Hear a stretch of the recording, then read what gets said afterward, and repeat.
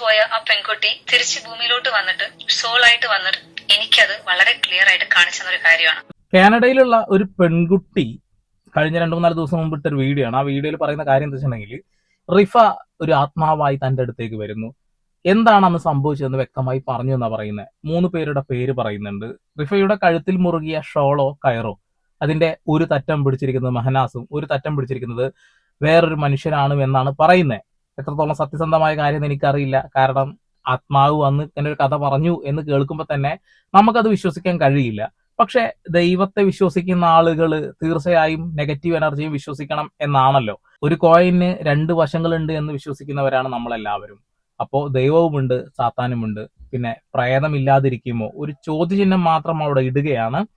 ആരാണ് ഈ പെൺകുട്ടി എന്ന് അറിയില്ല. കാനഡയിലുള്ള ഒരു പെൺകുട്ടിയാണ്. പക്ഷെ അവർ കൃത്യമായ എല്ലാ കാര്യങ്ങളും പറയുന്നു.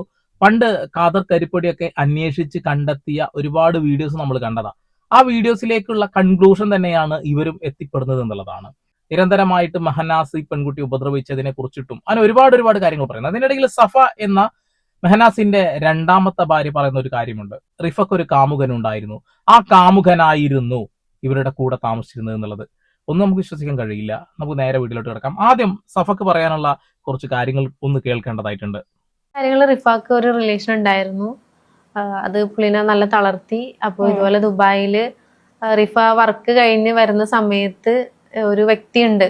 ആ ഒരു വ്യക്തിയായിട്ടായിരുന്നു റിലേഷൻ. പേര് പറയുന്നില്ല.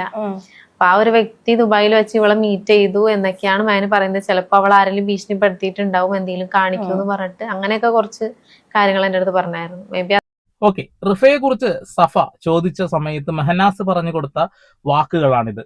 അതായത് അവൾക്ക് മറ്റൊരു യുവാവുമായിട്ട് ഒരു ബന്ധമുണ്ടായിരുന്നു എന്നും അയാൾ റിഫയെ ബ്ലാക്ക്മെയിൽ ചെയ്തതാകാം, അതിന്റെ ഭാഗമായിട്ടാകാം അവൾ ഇത് ചെയ്തത് എന്നാണ് പറയുന്നത്. നമുക്ക് ഒരിക്കലും വിശ്വസിക്കാൻ കഴിയാത്ത വാക്കുകളാണ് മെഹനാസിന്റെ വായിൽ നിന്ന് വന്നത് എന്ന കാര്യത്തിൽ തർക്കമൊന്നും വേണ്ട.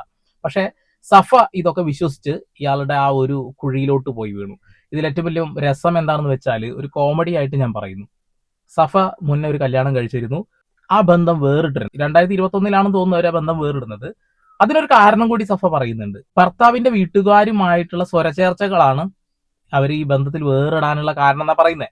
പക്ഷെ അവർ കൂടുതലായിട്ട് ഡീറ്റെയിൽ ആയിട്ട് കാര്യങ്ങളൊന്നും പറയുന്നില്ല. ഞാനത് കണ്ടപ്പോൾ എനിക്ക് തോന്നിയൊരു കാര്യം ഞാൻ പറഞ്ഞേക്കാം.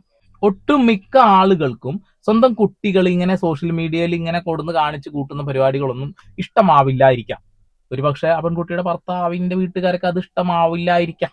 അങ്ങനെ ഒരു സാധ്യത അവിടെ കിടക്കുന്നുണ്ട് എന്നുള്ളതാണ്.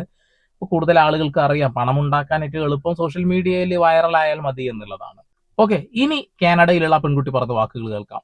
റിഫയുടെ ആത്മാവ് വന്ന് പറഞ്ഞതെന്ന് അവകാശപ്പെടുന്ന വാക്കുകളാണ് കേൾക്കാം. കഴുത്തിലുണ്ടായ ഷോൾ ഒരു ലൈറ്റ് പിങ്ക് പോലത്തെ ഷോളാണ് എന്റെ ഒരു കണ്ണിൽ കണ്ടത്. കഴുത്തിലുണ്ടായ ഷോൾ വെച്ചാണ് അത് മെഹനാസ് ആണ് ടൈറ്റൻ ചെയ്യുന്നത്. അത് ടൈറ്റൻ ചെയ്ത് കഴിഞ്ഞാൽ ദ നെക്സ്റ്റ് മൊമെന്റ് അവള് ബെഡിലോട്ട് വീണ് ഷി വാസ് ഷിവറിങ്. നമ്മൾ പറയില്ലേ, മരിക്കാൻ പോകുമ്പം ആ വെപ്രാളത്തിൽ പെടക്കണം, ആ ഒരു പെടക്കണ സമയത്ത് കാല് പിടിക്കുന്നത് ജംഷാദാണ്. ജംഷാദിനൊപ്പം വേറെ ആഷിക്കും പിടിക്കുന്നുണ്ട്. പക്ഷെ ആഷിഖ് ഇൻ ബിറ്റ്വീൻ കാല് വിടുന്നുണ്ട്, പിന്നെയും പിടിക്കുന്നു, വിടുന്നു, ഇങ്ങനെ പിടിക്കുന്നു. പക്ഷെ ജംഷാദ പിടിച്ചെടുത്തെന്ന് വിടുന്നില്ല. മെഹനാസ് അവളുടെ ശ്വാസം നിൽക്കുന്നത് വരെ ആ ഷോള് ടൈറ്റൻ ചെയ്ത് വെച്ച്. ഓക്കെ, വ്യക്തമായിട്ട് കുറച്ച് ആളുകളുടെ പേരൊക്കെ പറയുന്നുണ്ട്. റൂമിലുണ്ടായിരുന്ന ആളെ കുറിച്ച് പറയുന്നുണ്ട്, കാല് പിടിച്ച ആളെ കുറിച്ച് പറയുന്നുണ്ട്. ഇത് സത്യസന്ധമായ കാര്യമാണെന്ന് അറിയില്ല. എന്തൊക്കെയായാലും എന്റെ വലിയൊരു സംശയം എന്താന്ന് വെച്ചാൽ, റിഫയുടെ ഷോപ്പിൽ നിന്നുള്ള CCTV ക്യാമറ ഫുട്ടേജ് ഒക്കെ നമ്മൾ കണ്ടു. പക്ഷെ റിഫ ഹോട്ടലിൽ പോയി ഭക്ഷണം കഴിച്ചു എന്നൊരു കാര്യം പറയുന്നുണ്ട്. അതിന്റെ ഡീറ്റെയിൽസും കാര്യങ്ങളും ഒന്നുമില്ല. ദുബായിൽ നടന്നത് കൊണ്ട് തന്നെ ദുബായ് അന്വേഷണങ്ങളൊന്നും നടന്നിട്ടില്ല. കേരളത്തിലാണ് അന്വേഷണം നടന്നത്. പക്ഷെ അത് ദുബായിലോട്ട് എത്തിയിട്ടുണ്ടാവാനുള്ള സാധ്യത വളരെ കുറവാണ്. കാരണം മെഹനാസ് ഈ ഫ്ലാറ്റിൽ നിന്നും പോകുന്നതോ വരുന്നതായിട്ടുള്ള വീഡിയോസ് നമ്മുടെ ആരുടെയും കൈവശമില്ല. അതേപോലെ റിഫ ഹോട്ടലിൽ പോയി തിരിച്ചു വന്നു എന്ന് പറയുന്ന ഈ ഒരു കാര്യത്തിനും യാതൊരു തരത്തിലുള്ള തെളിവുകളും ഇല്ല. അതാണ് ഇതിൽ ഏറ്റവും വലിയ ഒരു ഇതായിട്ട് പറയുന്നത്. മെഹനാസിന്റെ മൊഴികളാണ് നമ്മൾ കേട്ടിട്ടുള്ളതും കണ്ടിട്ടുള്ളതും. പക്ഷെ അതിനകത്ത് എന്ത് സംഭവിച്ചു എന്നുള്ള കാര്യം നമുക്ക് വ്യക്തമായിട്ട് അറിയില്ല. ഇനി ഈ ഒരു വീഡിയോ ഇൻസ്റ്റാഗ്രാമിൽ ഷെയർ ചെയ്ത ഹെലോ മല്ലു എന്ന അക്കൗണ്ടിന്റെ ഓണർ പറയുന്ന വാക്കുകളും കേൾക്കാം. ഇങ്ങനെ ഒരു വീഡിയോ സോഷ്യൽ മീഡിയയിൽ വന്ന സ്ഥിതിക്ക് അതിനെക്കുറിച്ച് പറയാതിരുന്നു കഴിഞ്ഞാൽ അത് ശരിയാവില്ല. ബിക്കോസ് കുറച്ച് നാളുകളായിട്ട് ഞാൻ ഈ ഒരു കേസിലെ പല വീഡിയോസും പറ്റാവുന്ന സോഴ്സിൽ നിന്ന് എല്ലാ ഇൻഫർമേഷൻസ് കളക്ട് ചെയ്ത് ഇതിനെക്കുറിച്ച് മനസ്സിലാക്കിക്കൊണ്ടിരിക്കുകയായിരുന്നു. റിഫയുടെ ആത്മാവായിട്ട് സംസാരിച്ചു എന്ന് പറയുന്ന ഈ ലേഡി പറഞ്ഞ കുറെ കാര്യങ്ങൾ ഞാൻ നിങ്ങൾക്ക് എക്സ്പ്ലെയിൻ ചെയ്തു തരാം. ഈ 3 പേരും റിഫയെ കൊന്നതിന് ശേഷം ആഷിഖ് എന്ന് പറഞ്ഞ വ്യക്തി റിഫ വർക്ക് ചെയ്തുകൊണ്ടിരുന്ന ഷോപ്പിലെ ഒരു ഡെലിവറി ബോയ് ആയിരുന്നു. ഇതിനെക്കുറിച്ച് മെഹനാസ് പണ്ട് ഇന്റർവ്യൂസിലെല്ലാം മെൻഷൻ ചെയ്തിട്ടുണ്ടായിരുന്നു. ആള് ആ റൂമിലേക്ക് കയറിയിട്ടില്ല, ജസ്റ്റ് വന്നു പോയുള്ളൂ. അതിനുശേഷം ആംബുലൻസ് വിളിക്കുന്ന സമയത്തും മറ്റു കേട്ട് അവിടെ ഉണ്ടായിരുന്നു എന്നുള്ളത്. പക്ഷെ ഈ ലേഡി പറയുന്നത് ഇയാളും ഇതിനെല്ലാം കൂട്ടുന്നുണ്ടായിരുന്നു. അതിനുശേഷം അയാളുടെ റൂമിൽ നിന്ന് പുറത്തിറങ്ങി പോയപ്പോഴേക്കും ഇതിന്റെയൊക്കെ മാസ്റ്റർ ബ്രെയിൻ ആയിരുന്ന മറ്റൊരു വ്യക്തിനെ വിളിച്ച് സംസാരിച്ചു പോലും. ആ മറ്റൊരു വ്യക്തി എന്ന് പറഞ്ഞ് ഇവർ കാണിക്കുന്നത് ബെൻസർ എന്ന് പറയുന്ന ഈ ഫോട്ടോ കാണുന്ന ആളാണ്. അത്യാവശ്യം കുറെ സെലിബ്രിറ്റി ഷോസ് എല്ലാം കോർഡിനേറ്റ് ചെയ്തുകൊണ്ടിരുന്ന ഒരാൾ. പല ഷോസും കാര്യങ്ങളൊക്കെ ദുബായിൽ പുള്ളി കണ്ടക്ട് ചെയ്യുന്നുണ്ട്. ഇവർ പറഞ്ഞു വെക്കുന്നതാണെന്നുണ്ടെങ്കിൽ ഒരുപാട് കള്ളക്കടത്ത് കാര്യങ്ങളെല്ലാം ഈ റിഫേനെ ഉപയോഗിച്ച് ഇവർ ചെയ്യുന്നുണ്ടായിരുന്നു, അല്ലെങ്കിൽ മറ്റു പെൺകുട്ടികൾ ഉപയോഗിച്ച് ചെയ്യുന്നുണ്ടായിരുന്നു. അതെന്ത് കള്ളക്കടത്താന്നുള്ളത് കൃത്യമായിട്ട് ഇവർ പറയുന്നില്ല. ഈ ബെൻസർ എന്ന് പറഞ്ഞ വ്യക്തിയുടെ പ്രൊഫൈലിൽ കൂടി ഒന്ന് പോയപ്പോഴേക്കും ദുബായ് പോലീസിന് ഉൾപ്പെടെ വിലക്ക് വാങ്ങാനോ അല്ലെന്നുണ്ടെങ്കിൽ കേരള ഗവൺമെന്റിന് ഉൾപ്പെടെ വിലക്ക് വാങ്ങാൻ പറ്റുന്ന കെൽപ്പുള്ള ഒരാളായിട്ട് എനിക്ക് തോന്നിയില്ല. പിന്നെ അറിയില്ല, ഒരാളെ സോഷ്യൽ മീഡിയ പ്രൊഫൈൽ നോക്കിയിട്ട് അയാൾ ഒരിക്കലും വിലയിരുത്താൻ പറ്റത്തില്ല. ഈ ബെൻസർ എന്ന് പറഞ്ഞ വ്യക്തി എന്തായാലും ഇതിനെതിരെ താങ്കളുടെ ഭാഗത്ത് ഒരു തെറ്റുമില്ല, താങ്കൾ ഇത് ഫ്രെയിം ചെയ്തതാണെന്നുണ്ടെങ്കിൽ ഒരു കേസ് ഫയൽ ചെയ്യണം ഈ ലേഡിക്കെതിരെ. ബിക്കോസ് ഇതൊരു സീരിയസ് അലിഗേഷൻ ആണ് വന്നേക്കുന്നത്. സോ റിഫ കേസിൽ വളരെ വാലിഡ് ആയിട്ടുള്ള ഒരു കാര്യങ്ങളാണ് ഇപ്പൊ ഈ ലേഡി പറഞ്ഞു വെച്ചേക്കുന്നത്. ഇത് ഇത്രയും നാള് പലരും ഡിസ്കസ് ചെയ്തേക്കുന്ന ഖാദർ കരിപ്പടി ഉൾപ്പെടെ പറഞ്ഞേക്കുന്ന പല കാര്യങ്ങളിലുള്ള എല്ലാത്തിന്റെയും ഒരു കൺക്ലൂഷൻ പോലെ ഒരു കഥ പോലെ ഇവർ പറഞ്ഞു പോയതായിട്ടാണ് എനിക്ക് തോന്നിയേക്കുന്നത്. അതിൽ ആഡപ്പ് അയക്കുന്ന 2 പേരുകളാണ് ആഷിഖും ബെൻസർ. ജസ്റ്റ് സോഷ്യൽ മീഡിയയിലോ അല്ലെങ്കിൽ യൂട്യൂബിലോ വന്നു പോകേണ്ട അല്ലെങ്കിൽ നമ്മൾ കണ്ടിരിക്കേണ്ട കാര്യം മാത്രമല്ല. ബിക്കോസ് കേരളത്തിലെ ജനങ്ങൾ ഇന്നും മറക്കാത്തൊരു പേരാണ് റിഫ മെഹനു അല്ലെങ്കിൽ റിഫ. ഒരിക്കലും റിഫയുടെ ആത്മാവ് കഷ്ടപ്പെട്ട് കാനഡ വരെ ഇത് പറയാൻ വേണ്ടി ആ ലേഡിയെടുത്ത് പോകുമെന്ന് എനിക്ക് തോന്നുന്നില്ല. ബിക്കോസ് റിഫേനെ ഏറ്റവും അടുത്ത് അറിയാവുന്ന അല്ലെങ്കിൽ റിഫേനെ ഒരുപാട് സ്നേഹിക്കുന്ന ഒരുപാട് പേര് നാട്ടിൽ ഇപ്പോഴും ഉണ്ട്. ഇവരുടെ അടുത്ത് ആരോ കൃത്യമായിട്ട് പറഞ്ഞു കൊടുത്ത ചില കാര്യങ്ങൾ, അതിന്റെ അടിസ്ഥാനത്തിലായിരിക്കണം ഇവർ ഈ കാര്യങ്ങളെല്ലാം പറഞ്ഞത്. നിങ്ങൾ ആരെങ്കിലും വിശ്വസിക്കുന്നുണ്ടോ റിഫയുടെ ആത്മാവ് ഇപ്പോഴും ഇവിടെ ഉണ്ടെന്നുള്ളത്? ഓക്കെ, ആത്മാവ് ഉണ്ടോ ഇല്ലയോ എന്നുള്ള കാര്യം ദൈവവിശ്വാസം പോലെ ഇരിക്കും. വിശ്വാസിയാണോ താങ്കൾ? ഓക്കെ, തീർച്ചയായിട്ടും അപ്പോൾ ഒരു നെഗറ്റീവ് എനർജിയും കൂടി വിശ്വസിക്കേണ്ടതായിട്ടുണ്ട്. അത് ഞാൻ വെറുതെ പറഞ്ഞു വെച്ചെന്നുള്ളൂ കേട്ടോ. ചിലപ്പോൾ ഇതിന്റെ മുകളിൽ തല്ലുണ്ടാക്കാനുള്ള സാധ്യത ഉണ്ട്. ഞാൻ വെറുതെ വെച്ചതാണ്, നിങ്ങൾ അതിന്റെ മുകളിൽ പോയി കയറണ്ട. പക്ഷെ റിഫയുടെ ഈ ഒരു കേസ് അത് ശരിയായ രീതിയിൽ അന്വേഷണം നടന്നിട്ടുണ്ടോ എന്ന് ചോദിച്ചാൽ ഇല്ല എന്ന് തന്നെ പറയേണ്ടി വരും. ഇപ്പൊ കാലം ഒരുപാട് കഴിഞ്ഞു, അങ്ങനെ ഒരുപാട് CCTV ക്യാമറ ഫുട്ടേജുകളോ മറ്റുള്ള കാര്യങ്ങളോ നേടിയെടുക്കാനുള്ള സാധ്യതകൾ ഇനി ഇല്ല എന്നുള്ളതാണ്. അതുകൊണ്ടൊക്കെ തന്നെ മെഹനാസ് ഈ കേസിൽ നിന്ന് ഊരിപ്പോരും. ഇപ്പൊ ഈ പെൺകുട്ടി പറഞ്ഞ ഒരുപാട് പേരുകളുണ്ടല്ലോ, ഇവരൊക്കെ ഇതിൽ എന്തെങ്കിലും രീതിയിൽ ഇൻവോൾവ്മെന്റ് ഉണ്ടോ എന്ന് നമുക്ക് അറിയാനും കഴിയില്ല. ഇപ്പൊ ഈ സ്ത്രീ പറയുന്ന വാക്കുകളിൽ ചിലപ്പോ ഓരോ ഊഹാപോഹങ്ങൾ കയറ്റി വെച്ച് പറഞ്ഞതാകാം, എന്നാലും സംശയങ്ങൾ ഉണ്ട് എന്നുള്ളതാണ്. ഭാര്യ ഭർത്താവ് താമസിക്കുന്ന ഒരു റൂമിൽ മൂന്നാമതൊരാളെ കൊണ്ടുപോയി നമ്മൾ നിർത്തില്ല. അതൊരാണാണെങ്കിലും ഒരു പെണ്ണാണെങ്കിലും നമ്മൾ നിർത്തില്ല. അങ്ങനെ ഒരാള് ആ റൂമിൽ ഉണ്ടായിരുന്നു എന്നുള്ളതും, അതേപോലെ മെഹനാസ് എന്ന് പറയുന്ന വ്യക്തി വളരെ മോശപ്പെട്ട മനുഷ്യനാണ് എന്ന് തൊട്ടടുത്തുള്ള ആളുകൾ പോലും പറയുമ്പോൾ എങ്ങനെയാണ് നമ്മൾ തള്ളിക്കളയുക? പിന്നെ സഫയുടെ അവസ്ഥ ഇപ്പൊ നമ്മൾ കണ്ടുകൊണ്ടിരിക്കുകയാണ്. സഫ തന്നെ പറയുന്നത് ഇവന്റെ മൈൻഡ് എപ്പോൾ മാറുന്നു പറയാൻ കഴിയില്ല എന്നുള്ളതാണ്.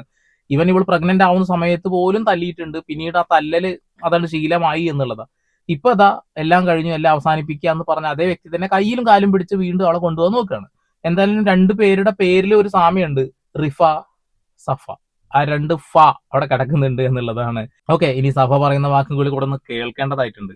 ഞാൻ യൂട്യൂബിൽ ആകെ കണ്ടിട്ടുള്ള ഒരു വീഡിയോ, ജംഷാദ് തോണ്ടുന്ന ഒരു വീഡിയോ ഞാൻ ജസ്റ്റ് മാനു അടുത്ത് ചോദിച്ചിട്ടുണ്ടായി. അപ്പൊ ആ സമയത്ത് മാനു പറഞ്ഞത് റിഫാന്റെ ഫ്രണ്ടാണ് ഈ ജംഷാദ് എന്ന്. അപ്പോ മാനുവിന് ഇഷ്ടമല്ല ജംഷാദ് ഇവർ കൂടെ ഒരു 2 റൂമിലായിട്ട് ഇവർ താമസിച്ചത് ദുബായില്. അപ്പൊ ജംഷാദ് കൂടെ താമസിക്കുന്നത് മാനുവിന് ഇഷ്ടമല്ലായിരുന്നു. അതായത് ജംഷാദും റിഫയും ഒരുമിച്ച് താമസിച്ചോ?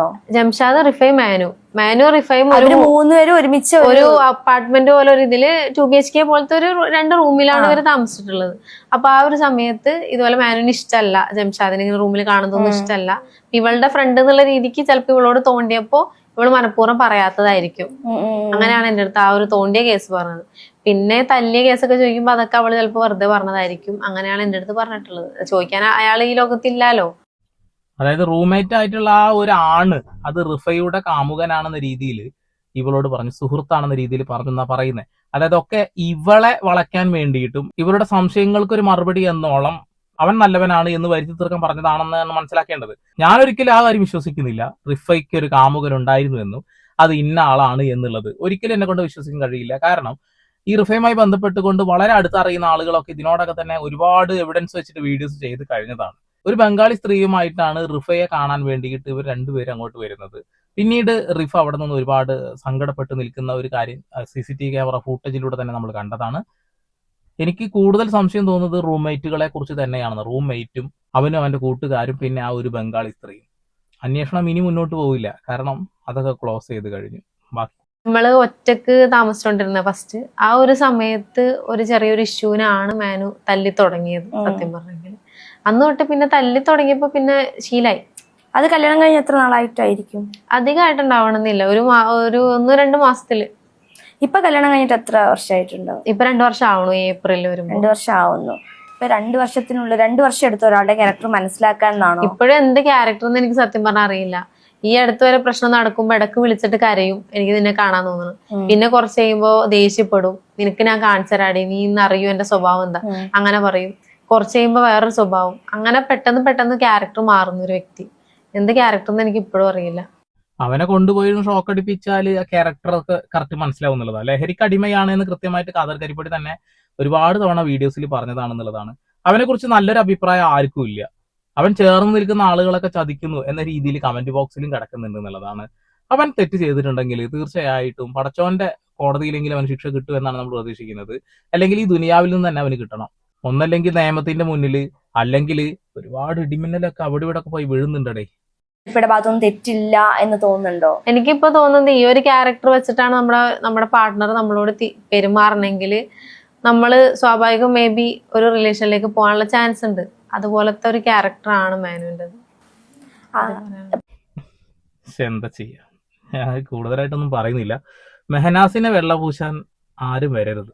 കാരണം അവൻ അമ്മാതിരി കൂതറയാണ് എന്ന് ഇതിനോടകം ജനങ്ങൾ മുഴുവൻ മനസ്സിലാക്കി. ഇവനിപ്പോ എവിടെയാണെന്ന് പോലും അറിയില്ല.